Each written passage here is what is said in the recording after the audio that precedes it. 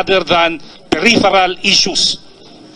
Sir, may nag-convince sa kanya or voluntary po yung kanyang To my understanding, it was a voluntary act on his part. And he will explain it again why he came out at the proper time before, under oath, before the proper government panel.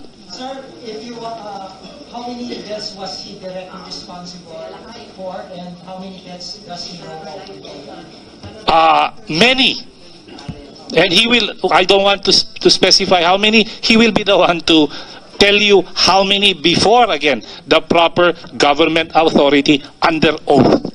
Senator Trillanes, does it mean na magkakaroon ng investigation about BDS? Yung Senate. Ngayong hapon, I will be making a manifestation and motion na imbestigahan ito as soon as possible ng appropriate Senate committee. Sir, what will the public confession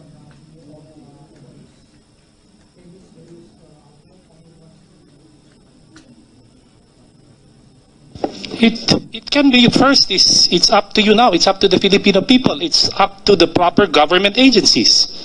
There is a crime, dastardly at that, committed by a high-ranking member of this government, if not the highest officer. That is why we call upon the media to inform the Filipino people, inform the proper government agencies, for them to take the necessary action on the matter. so they can do more appropriate investigation based on this public confession? I think an investigation is already being done by the Ombudsman insofar as Matubato is concerned.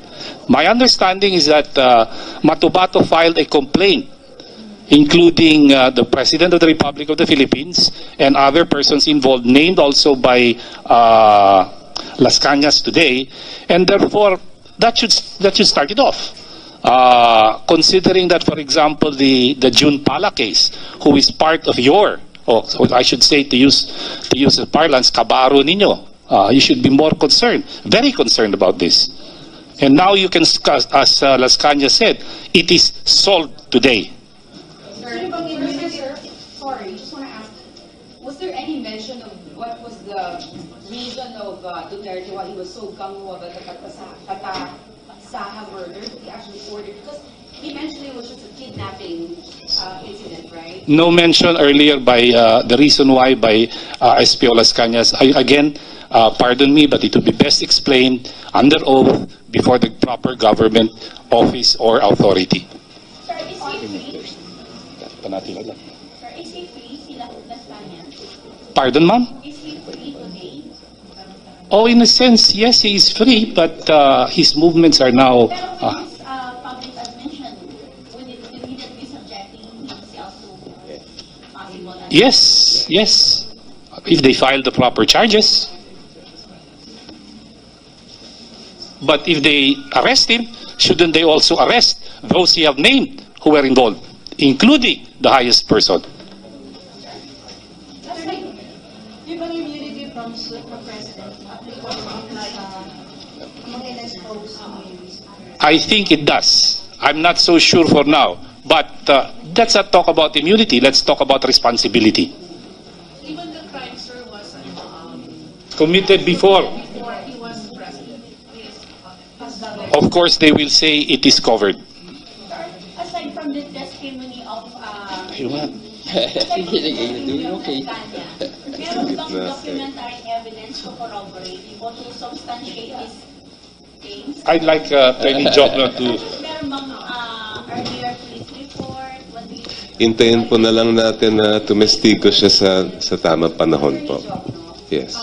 This testimony seems, I think, and again, consistent with some of the previous testimonies given by, of course, Amnesty International has also mentioned that.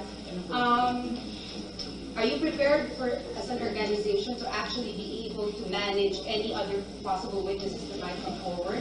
Because given that Las Cañas is quite high up in the hierarchy of the police, basically stature and is closest to the president, you expect that there might be more. And are you able to face this head on? And given the testimonies, what does this represent? You know, the kind of testimony, as a human rights advocate, can you tell us more about it? Well, the Free Legal Assistance Group is always ready and able to assist any persons who would need legal assistance. lalong-lalo na po sa mga ganitong bagay. We look at this case really as one involving impunity and accountability. Flag has always stood for human rights and for accountability, and we will do everything in our power to ensure that everyone from the highest position to the lowest is held accountable for their wrongdoing. Siguro siya mag-testify sa Senate hearing. Under threat ba siya? Kaya iba yung testimony. Buti pa po, hintayin natin yung pagtestigo niya sa tamang panahon at palagay ko may sasagot niya yan. Threatened ba bago siya mag-testify ngayong umaga? May threatened ba kasi? Again, kindly wait for him to testify in full when he is under oath. It's hard for us to speak for him. Is anybody protecting Mr. Castanya? Definitely he needs security. Beyond that, I would not want to jeopardize his person and his security. So I'm sorry, but I cannot give you any more answer than that. So yung kanyang public confession, binuksan niya rin po ang sarili niya sa kaso. Yes, yes. So, Cool. didepensa niyo po siya doon. We are here to provide him with legal assistance. Yes. Pero sir, paano po siya didepensa yung credibility niya given na pinanggi niya yung DDS nung nag-testify siya dito sa Senate dahil meron po mga, diba sir, yung argumento na naapektuhan ng credibility kapag may sinabi siya ganito and then babawiin niya sa susunod. Palagay ko po, hindi naman po kami talaga maghuhusgan yan. Ang kayo po sa media at ang Filipino people po ang magde-decide talaga kung ang sinasabi niya ay katotohanan o hindi.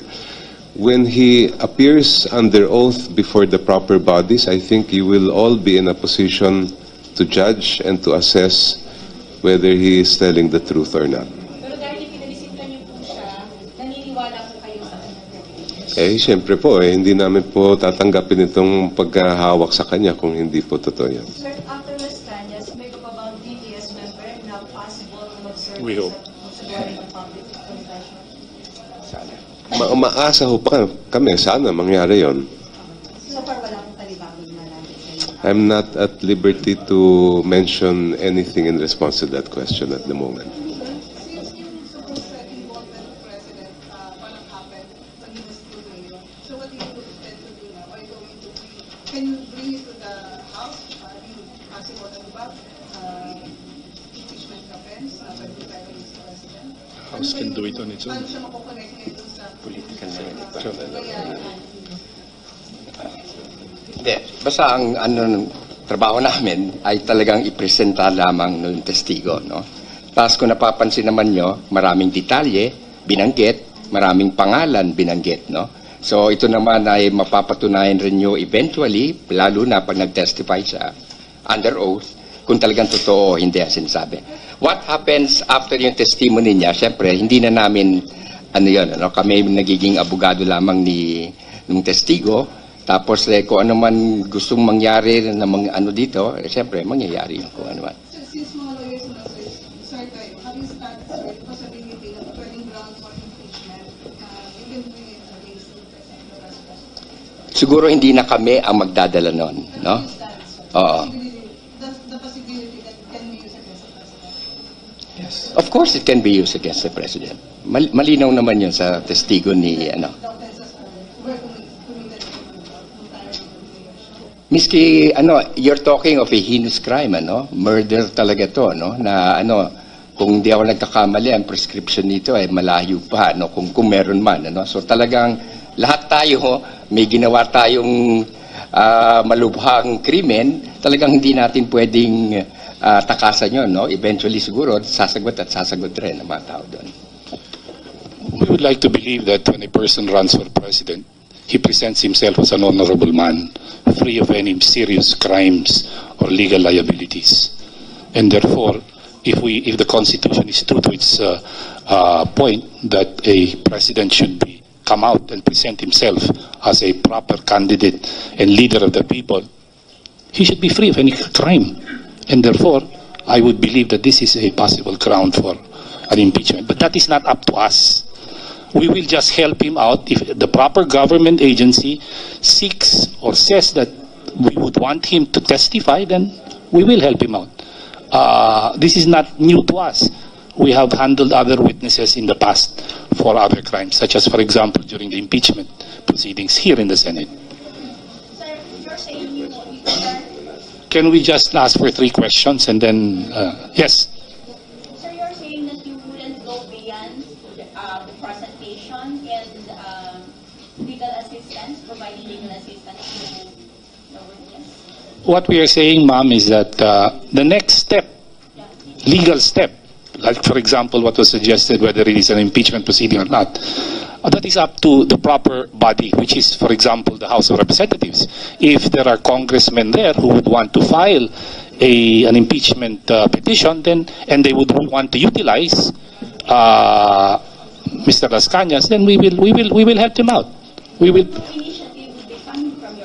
As of now, we have not talked about what exactly we would want to happen. The only thing that Mr. Las Cañas wanted to do initially was to confess and tell what he knows. Do you know why? Ma'am, I think it would be best that he will explain it at the proper time by himself under oath. Yes, we know, but we would like it for him to say it openly under oath at the proper venue.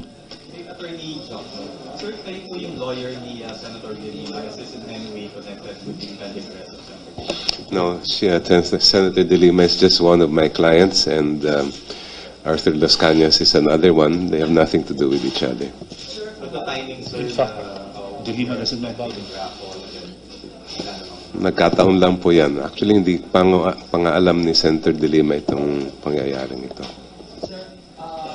Last question, eh? Yeah, related to that, you said he's still preparing, you guys are still preparing for this investigation maybe in the Senate.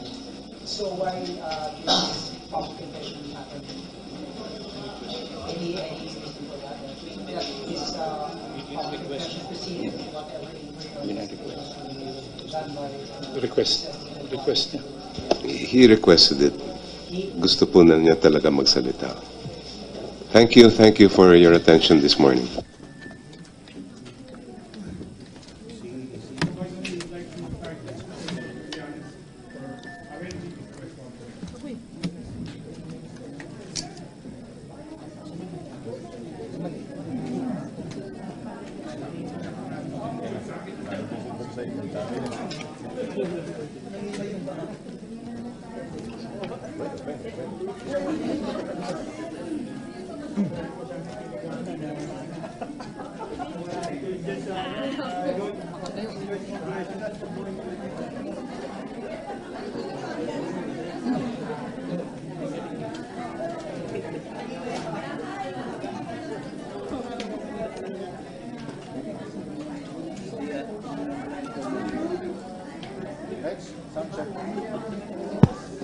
Gitna.